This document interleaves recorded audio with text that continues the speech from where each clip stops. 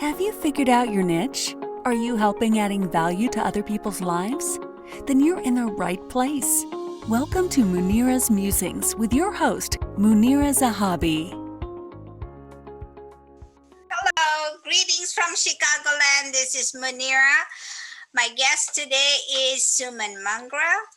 The show is Munira's Musings, and we talk about how people find their niches. Our guest is all the way from UK, and she is here because she's a spiritual healer and she talks about abundance. Welcome to our show, Suman. Thank you so much, Munira, for having me. It's such a pleasure to be here. You're welcome. You're welcome. So I met you on a women's group called Koshalia UK, and this is a women's group that somebody else has started. But all the women there are powerful and working. And then we connected because you had a business conference, and then I spoke at your business conference.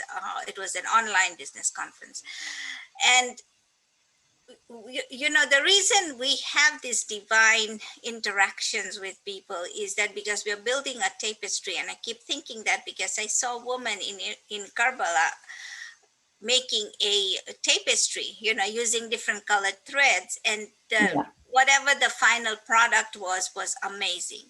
And the lady said she doesn't think about the designs, but then those people who really weave the designs into it, they have to have the correct threads woven. So we are in that aspect of life where we connect with each other. And for those of you watching, this is Munira's Musings. We are talking to Suman, who is he's our guest all the way from UK. Munira's Musings is a show we bring you different aspects, different perspectives of different people all around the world, where we talk about what really is your purpose, what is your niche, and why are you doing what you are doing, and what you are doing, and how you're helping other people figure out how are you helping other people figure out what their purpose is in life. So welcome. Let's just dive into this. Suman, thank you so much for being here. Awesome. Tell us where you're calling from. So I'm actually from a place called Birmingham in West Midlands, right in the centre of England, UK. And that's where I'm all the way for yourself. Most of the audience, I'm guessing, are from your side of the world. But it's wonderful to be able to connect with people from all over, And I always feel like where there's a will, there's a way. Wherever connections are supposed to be made. You made a lovely comment earlier about divine connections. And I just really, really believe in that. So there's no mistake we started speaking to each other. There's no mistake we were both in the Kushalia group. And there's no mistake we're both here today. So yeah, I'm just really grateful for the opportunity. Thank you. That's awesome. So tell me, what is it that you do? And before you start there, just tell us a little bit about yourself. Right. So a little bit about myself. So I have a background in psychology, studied psychology, and as I was venturing around in different jobs, I was working in contact centers in corporations and struggling my feet and could never quite feel satisfied where I was with work. But through my psychology, I always knew that it was all about mindset and growth and why people do what they do. How can we behave better? Why do we not behave in the right ways? All those things were always fascinating for me. So human behavior was massive for me. I just was fascinated by that. And then long story short, I found out about life coaching, did a certification, started threading that into my job to start with, and used to coach within my work. So I started training and coaching at my workplaces.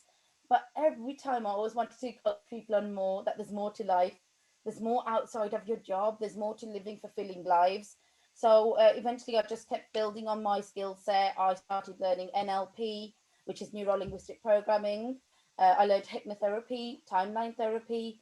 So now what I do is I don't just help people with goal setting and coaching them through something to achieve a goal.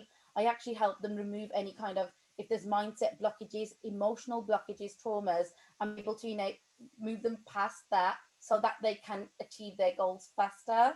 So I have a number of different routes that I do that. It's one-on-one working, group working, workshops, and online digital courses. There's much more coming, but this is where I'm at right now.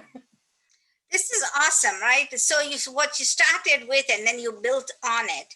Now, in Right. schools and colleges, they don't teach about NLP and the other things that you talked about, right? No, they So don't. why is it that they don't touch that? I mean, psychology is one of, even in the United States, is one of the highest, um, it's one of the highest, not the highest, but it's one of the majors that people just go in, get it done with. And I think part of it is that, okay, I'm done with my college and I've got a degree in psychology, and then they don't know Yeah. what to do with it. But then there are so many different aspects to it. How is it that we are not taught all of these other things in colleges? It's absolutely amazing why it's not. I just don't have a clue. But I do feel aspects of it are in different ways. Like when I learn about other people teaching different subjects sometimes, and they start talking about body language, language patterns, they'll talk about building rapport with customers, or, I used to do that in my job all the time. But in NLP terms, when I learned it, I was like, this all makes a lot more sense. Now I can do my job better. Now I can build better rapport. But these kind of basic life skills, I was actually speaking to my sister earlier this week about this. It's not taught. Basic life skills aren't taught at school. And being, even coping strategies, life can be hard, life can be stressful, but I don't feel like we're ever given that opportunity of how can we manage stress. And it's such a massive part of people's lives when we're older. So I just do find it quite interesting. But a lot more people now are finding the way through the doors. There are loads of coaches now going and in talks at schools, at colleges, universities. I think with time it'll get a bit more easier and it will become a bit more normalized at schools. But just as it currently stands, I think you have to remember, I think generally, because I've worked in corporations as well, I think it's down to institutionalization. I think when institutes have been around for ages, the culture of these places are just used to being a certain way, and it can take time for their culture to evolve and adapt. So it's just about evolving over time, but we just have to try and make sure we're getting in there and trying to get that in front of people to make them understand that a shift is needed. Okay, so we talk about mindset, we talk about mind shift, right? And we Yeah. say, okay, why are then people allowed, not even allowed, but why are people needing the mind shift? Last week we had a guest and she talked to me a little bit about this, but I want to know your perspective. Is like, we are all born the same. We all have, I think we all come as a clean slate, and then Yes, I some agree. people need more work on mindset as they grow older, and then some people don't. Yeah. Why is that a differentiation, and what makes mindset? Because to me, mindset is like a set jello, right? It's set. We need to move it. So I think we need to talk about mind shift. I don't know. Yeah. I could be completely wrong here, I but totally agree with how you're saying it. I think I've never explained it that way, but that is the gist of my work, to reframe things so people can start thinking in new ways. Because it's that classic saying, if you keep doing the things you've already done and you're going to keep getting the results you've always had, if you keep thinking the way you've always thought, you're going to keep, again, getting the same results. So if you're thinking to get different results, something has to change in order to get different results. And I think when it comes to some people who need a bit more work done on them, there's so many different factors for this. The biggest one being it totally depends on their lifestyle and their upbringing. Massive shifts and change can happen for children at ages where they don't even remember. We have subconscious minds that are really like, we're big sponges when we're babies and we're learning everything, whether it's from our parents, our siblings, our teachers, what we're consuming on TV, what we're reading. They all shape us, these behaviors. And sometimes it's the slightest little thing that can happen, like might not even feel like a traumatic thing, but for that child's that first experience, something gets deep set in their subconscious mind and it affects them later in life, and they don't even know why, because they can't even make the link back, because they can't remember memories from when they were 1 years old, 2 years old. So it totally depends on upbringing. I think it totally depends on your beliefs as well. Beliefs play a massive part in this. And like for myself, I come from Indian heritage culture where we believe in there might be past lives, previous lives, and I do feel like totally depends on beliefs, but it could be that there's traumas that are carried through lifetimes, who knows. But definitely different people have different layers of traumas or issues that they need to work on in different levels, and everybody's unique and different, so it's not one size fits all. Okay, got it. So you said people have different beliefs, and people have, growing up, you have parents instilling these values in you, but sometimes it could be traumatic, right? And you're not sure if, as a parent, I'm a parent, so as a parent, I don't know what I've done that has created traumatic experiences, and then now my kids have to Absolutely. change their mindset, and that happens, right? And so nobody has a manual for, parenting doesn't come with a Absolutely. I've manual. always said there's no manual. We all know that. So now let's talk about the question is, when you say you help people shift and reframe, how, I know it's this is your work and you don't want to give out all the secrets, but what goes into that? I mean, people, I mean, for me, right, I've had a mindset, and then you have to keep changing it. But I know that sometimes it's really hard for me because I have to keep coming back. And I'll give you an example, because my husband passed away recently, and sometimes I just feel lonely, depressed. Mm. I'm tired of people telling me that I'm a strong woman, and but you don't want to be strong. You want to be, you just want to be taken care of, but there's nobody there to do all that. So Mm. then I have to keep coming back, and it's work in progress every single day. What methodologies do you use for the clients and the people you work with so that they don't go So back? yeah, no, I'm absolutely happy to share. And like you say, it's my secrets. It's not a secret. It's stuff that's out there. It's things that people can learn. You can learn it through books, online, through different courses, or through people like myself, one on one. So everything I've learned is just from other people as well. So it's nothing is like my own little secret or nothing. I wish I had it when it was such a simple little thing. I could put it on a little business card and just give it to everybody. I wish it was that straightforward. And like I've said before, because one size doesn't fit all, there's a range of different methodologies I like to give people. And I say it's about experimenting and seeing what works for you. Because this is one massive thing I learned from neuro linguistic programming. We all have a certain preferred, they call it a representational system. We are either quite more visual people, we're more auditory people, we could be feeling people. And it's not that you're only categorized as one thing. You could be a little bit of each of them, but you're a little bit more of one than the others. So sometimes certain things you'll learn in different ways, right? So you experience life differently to each other because of these differences between ourselves. The biggest thing is that anything that you want to learn, or when you want to change something, especially habits and behaviors, it's all down to repetition. Anything we learn new, like when kids are learning to walk, you keep making them walk, keep making them until they get the gist of it. When they're learning to ride a bike, you keep putting them on the wheels and you keep getting them to balance. When they're learning to read, they have to keep saying A, B, C so many times. Their times tables, we repeat, repeat, repeat. So the biggest methodology I'll give is you have to repeat something.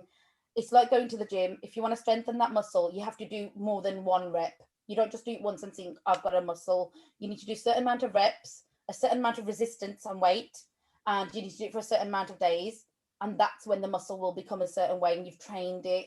So I feel like the way I explain it the best is the mind is like a muscle as well. You have a muscle memory, and we need to train that. Like you would learn yourself, if you want to learn a new language, you'll keep practicing those words. You'll say them out loud. You listen to them being said. You'll write them down. Use those same techniques. So write down the things that you want to change. Write down the new way of being. Keep saying to speaking to yourself in a positive way. When it comes to self talk, a lot of people don't realize they see themselves and they look at themselves in the worst light. We always give everybody the best light and we always try and look at everybody the best way, but we never give ourselves that same credit. And that would be my second tip then, that look at yourself in a positive way. Stop being hard on yourself. Stop beating yourself up. Stop thinking that you're the worst person on the planet, because you're not. Nobody is. We just all have our challenges and setbacks. None of us are perfect. And start being okay with that and start focusing on what is good about you. So it's about it's that whole glass half full, glass half empty analogy. We all have a glass half full, and there's always an aspect of us that something that we haven't achieved yet, something we still want to complete in our life, something we still need to do. We're always working towards it. But if you keep looking at the empty part, you're going to attract more emptiness in your life. Because a massive part of my work, what I do with manifestation, is about law of attraction. How do we shift our mindset to attract more to ourselves with that energy? if you start focusing on the full part, actually I've done this, and I've achieved this, and I've achieved that, and I've got this, and I'm able to do this, you will feel more fullness in your life. So it's about focusing on the positives and focusing on the glass half full. So look at the achievements in your past and then go forward. Okay. Yes, and an example I'd love to share is recently I've had a friend of mine who was working, and then she's had some work-related stress, and eventually she had to take time off from work. She was just in a really low place, and then eventually she's got back to work now. She's still struggling a bit, but she's showing up, she's turning up, she's working, she's doing what she can. And she said to me, I just feel like I'm failing at everything. I'm such a failure. And I said, do you know how much it takes to go back to work after what you've been through? That, in my eyes, is winning. How can you call that failure? So it's interesting how people sometimes perceive themselves in this really negative light, when actually it's like, you're winning. I'm like, are you doing things at home? Are you a good daughter? Are you a good sister? Are you a good human being? Yeah. Are you there for your friends? Yeah, you are winning. So why are you calling yourself a failure? That's an analogy. Thank you so much for sharing that. That's another thing. It's like we never look at where we are at and what we have accomplished, right? Yeah. And that's when I work with my clients on the niche side, is like, let's look at what skills you have, and then Yes. let's go forward, right? But they are like, but I can't do this. And I'm like, no, you can do this. I need you to look at how you learned this skill. And you said you have an Indian descent, so do I. But I come all the way from Africa, right? I was never in India, but I have roots there. But the thing is, the mentality is there, and we were never. I mean, I was never encouraged, right? I was always told, you'll never achieve this if you don't do that, right? Nobody said, okay, you came out on the second grade, you came out a second in class, so that's okay. Next time you can strive for one. Or if you were number 42nd in a 100 people class, that's okay. Nobody did that. Everybody made it seem that you are not good enough, right? Yeah. And those, I think, what you're saying is those methodologies, or that training, or is it trauma? I don't know if it's called trauma. Life experience. Yeah, so that stuff sticks with you, and then you repeat it again and again. And you don't even realize you're repeating it, but it is from these things, exactly what you said. You hit the nail on the head. Something like that can happen, and it'll show up then in your workplace, and it'll show up in your personal life, but you don't understand why. But it's because day one, we were trained somewhere. And it's so true. And it's interesting that you talked about school earlier, because school, this is, again, nobody crucified me for this. These are my own thoughts and feelings, and we're all entitled to our own opinions. But I do feel like schools are sometimes, where school institutions were growing, they were to create a bunch of workers. They wanted everybody to have a limited mindset and to work on a mass production scale, because back in the day, it was all about coming into the iron industry and the industrial revolution, and they wanted factory workers. But that mindset doesn't work in this day and age, when we're in a digital age. People are creative, but all, like, people just learn so differently nowadays. And yet we're still having that same way of learning, the old fashioned way. But the purpose of us coming out of school, like, you've been trained to pass exams, and then you go to work, and it's like, what exam are you sitting when you're at work? You're not sitting exams anymore. So it's like, how do you compare who's the better one? And it's like, then they try and make it all about stats, but sometimes stats only just tell half the story. They don't give a full story of what a person's full skill set and their strengths are. Like, if somebody's really good with public speaking, but they're not great with typing, but you're getting them to do data entry work, you're not playing to their skills and their strengths. Stick them in the job where they can speak well and they will shine. Then don't keep saying that the person's not a good worker, because all you're doing is you're not really assessing the person. That person themselves haven't assessed themselves right, exactly like the work that you do. Helping people to understand what is your skill set and your strengths, work on them. And I think this is something that we just never in the habit of doing. We're never taught it. We're never, like you said in your own words, we did not encouraged to do these things. So interestingly, a client that I've just started working with last week, I did exactly this with her. She's not happy in her work. And I was like, okay, so if you could do any job, what would you do? Never really thought about it. I like communicating. I said, okay, in my head, I started thinking straight away, what are communicating jobs? I've got public speaking, radio work, voiceover work. She's like, She goes, you know what, I've never had this conversation with anybody that I could do any of this kind of stuff, but I don't feel like I've got the confidence to do it. But I said, but it's about, let the juices flow a little bit. Let yourself use a bit of imagination and creativity. And you might not do any of those things, but at least try, have a little look, do a bit of investigating, research. And that's the thing, you know, I've had, I'm doing this show's fourth year in this year. And I've had people who just fall off because they don't want to come on the show and talk about that. But I started the same way. If you look at my early shows, and they're on YouTube, but if you look at the early ones, I was stumbling, I was strangling. And then the first time I had a challenge to do a Facebook Live, I had to, I literally, I think, started, spoke a little bit, deleted, started, spoke a little bit. I think I did it about 40 times before I literally did a 3-minute video. And that's really scary, because you don't want people to find you flaws. But I think flaws is a good thing, because then you know how to refine yourself and define yourself. And I also feel like the flaws humanize you as well. You know, when we're chasing perfection all the time. The other thing I like teaching and talking about in my workshops, progress, not perfection. Have some movement. If it's not perfect, do something. Because exactly in your example, I've been the same in my work. Half of my work was quite rusty in the start. My first public speaking was quite rusty. And then as you do more and more, you get better at it, because that training skill, you're retraining yourself each time you're doing it. And as you said, you refine it. And like you said, it's like a muscle, right? That you have to keep building on and building on. You just can't have one. There's a commercial here in the United States where it's a one, and it's, I think, a diabetic pill. They're advertising, and it's amazing how many healthcare advertisements there are. But that's not the subject. But that one, and she has one pill, and she does one push up, and she does one jump rope thing, and she talks about one. And I think the message is just that you take one pill, but they show it in such a way where there's a guy exercising, and they just say one push up and one, you know, whatever. But the thing is that it doesn't work. The one doesn't work. You have to keep at it every single day.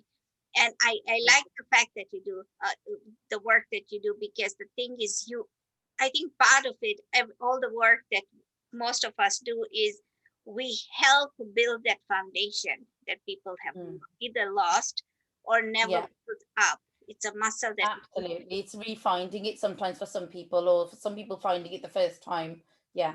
And I think that's amazing. So thank you so much for sharing the tips. So the other question then I have is, what questions should I ask you that I haven't asked you already? That's a very interesting question. I've never been asked that before. Mostly I tend to be just asked about my line of work and what I do, and key tips to deal with certain things. Something I do feel like I wanted to mention was, but it's a little bit just an extension of the last question with the tips. Just adding to the analogies, because this is another part of my work, what I do. I love doing metaphors and analogies. I feel like stories and metaphors help people understand something a bit deeper and connect to it a bit more, and then they just engage better, and then they can learn better from it. But as we were saying, like the muscle that needs to be trained all the time, I also say your mindset is like, you know how every day we need to have a wash, we need to also every day do a cleanse of our mind. We need to make sure we're doing a mind dump, make sure you're getting anything out off your chest in the right ways, talking to the right people, or even if it's journaling, brainstorming, writing things down, doing mind maps. But each day have a clean mind and do meditation, because that will reset your mind as well, to the point where you can get rid of all the noise. If there's daily chitter chatter and we don't clean it, it's a bit like not dusting your shelves. The dust keeps gathering. So keep on making sure you're doing regular routines. I guess that would be the other question that you could have asked me, would be around what kind of routines can people have on a regular basis to help them. And so I normally tell people about a book called The Morning Miracle Morning. It's one or the other. The book talks about a SAVERS method and using this SAVERS acronym as a morning routine. So the first S is for silence. So that's meditation. Then you got the A's, affirmations. That's where you're saying all these positive statements about yourself. So I am worthy, I am deserving, I am beautiful, I am skillful. Those can be quite hard for some people when they've never done it before. They'll be like, I'm saying it, but I don't believe it. But keep saying it because your subconscious mind is listening to this and learning what you're telling it. So keep telling them, even if you don't fully believe it to start with. Then we've got the V, which is visualizations. And doing visualization techniques is really great. So again, that could be in your mind's eye. You could be using vision boards. You could be doing, you could have like a collage on your phone. You could use like a little slideshow, but there's so many different ways to do visualizations, either visually actually looking at something or in your mind's eye, creating a situation. Like even little things like some people are, I don't know what to visualize. Like I want to manifest a house. What should my house look like? I don't know. They don't have to be big things. Visualize one goal that you're achieving in the day. Like I want to make sure that I've done my shopping and I've got this, and visualize yourself coming home and you've got everything in your bags. It could be little things like that, but just visualize little wins happening for yourself. Then so SAV, so we're on to the E now. Then E is a little form of exercise. Again, it does not need to be like go for a big jog in the morning. You could literally do a few squats, a few press ups against the wall, just get the blood pumping for 5 minutes or so, 5 to 10 minutes in the morning. Then we're on the second R, which is reading. Oh, sorry, the first R I'm on about. So savers, SAVER, reading, doing a bit of reading. Make sure you're reading good content, like the information you consume first thing in the morning.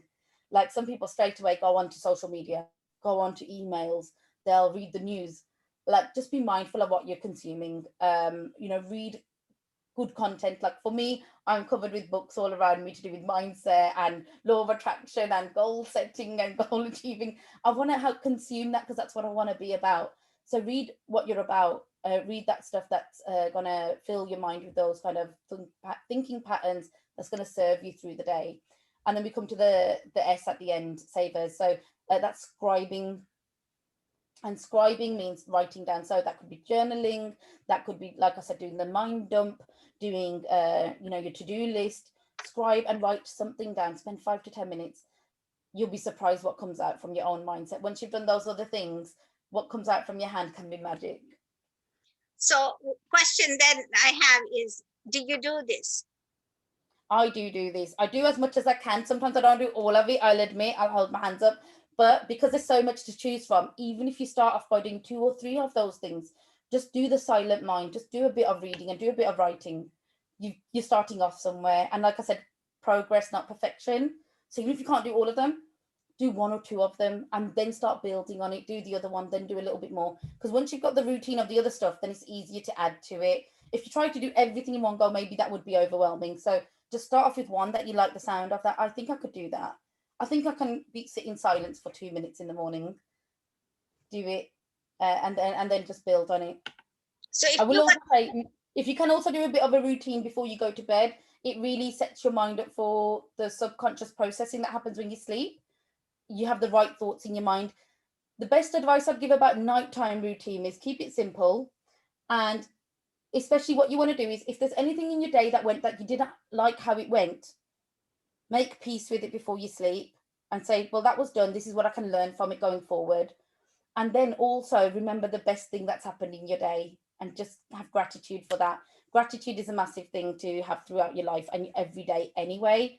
But definitely, if you forget to do gratitude through the day before you go to sleep, have that gratitude. You know how they say have your evening prayers or your night prayers?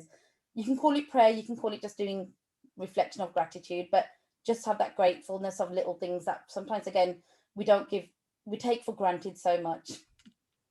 Yes, we do.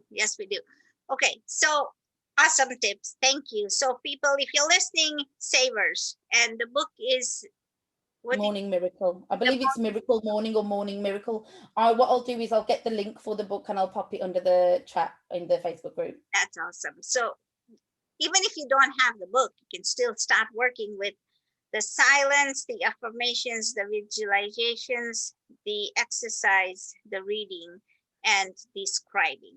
So go ahead, people, start with that, because these are tips that will help you first understand who you are, what you want, why you want it, and then you can take the next step. Most of us have gone through a journey, and I myself have butted heads with fate, with life, because things haven't worked out in my favor. And when you take a step back, just to look back and say, okay, what is it that God is telling me that I'm not listening or I'm not understanding? And then when you take a step back and you take that moment of silence, or you just decide to talk to yourself in that positive manner. I mentioned that I have difficulty sometimes just going through my day. There are times when I just don't want to do anything. And then I read a book or a chapter of a book or just one page of a book, and then it keeps me going. But whatever it is, everybody, I'm not saying that life doesn't happen to everybody. It does. And when that Absolutely, happens, yeah. all you have to do is take a step back to figure out what is it life asking from you, because I believe everybody here is sent on earth for a purpose, to be a purpose. And Yeah. what is it that other people have to share from you? Well, Suman, this has been amazing. So tell me how people can find you. So I'm on most of the social media platforms. You can find me on Facebook, either under my name, Suman Manghra. I have got a page as well, business page, Manifestation Maven. On Instagram, I'm manifestation.maven. And on LinkedIn, I'm Suman Manghra as well. So you can find me on those. Also, my website is manifestationmaven.co.uk. So you can find all my resources and a bit more information about me there as well. I do have a little few things flying around on YouTube. So again, if you just search for Manifestation Maven, you should come across my channel and find some of my free workshops on there too. There you go. So folks, you know what? Take the first step. Don't stand on the sidelines. It all begins with you. Everything begins with you, and you are important. If you like this segment, go ahead, like, share, and subscribe to our channel, because we'll bring you another guest next week to figure out what is in store and what that person's perspective is in life.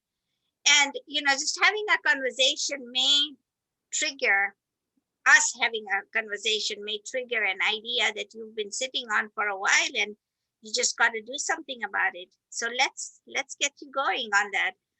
Have a wonderful week, ladies and gentlemen, and we'll see you next week. Thank you so much, Suman. Munira.